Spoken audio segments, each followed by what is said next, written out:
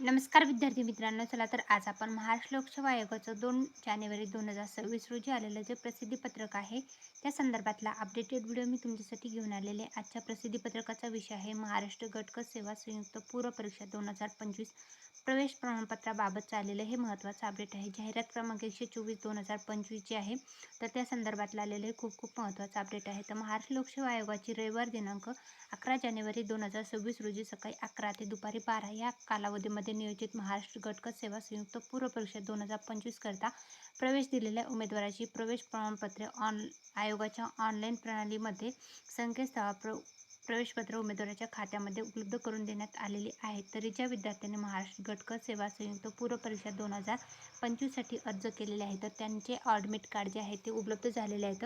Admit card download करण्यासाठी तुम्हाला mpsconline.government.in या वेबसाईटवर जायचं आहे.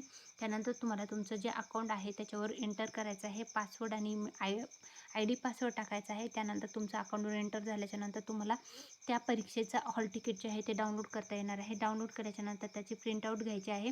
त्यावरचे सर्व इन्स्ट्रक्शन व्यवस्थित फॉलो करायचे. तर 11 जानेवारी 2026 रोजी होणाऱ्या गटक पूर्व परीक्षा 2025साठीच्या आलेले प्रवेशपत्र संदर्भातलं आलेलं हे महत्त्वाचं अपडेट आहे. MPSC आयोगाने 2 जानेवारी 2026 रोजी ॲडमिट कार्ड जे आहे ते उपलब्ध करून दिलेले आहेत. याची सर्व उमेदवार नोंद घ्या. व्हिडिओ आवडला असेल व्हिडिओ लाईक आणि चॅनलला सबस्क्राईब करायला विसरू नका. Thanks for the watching.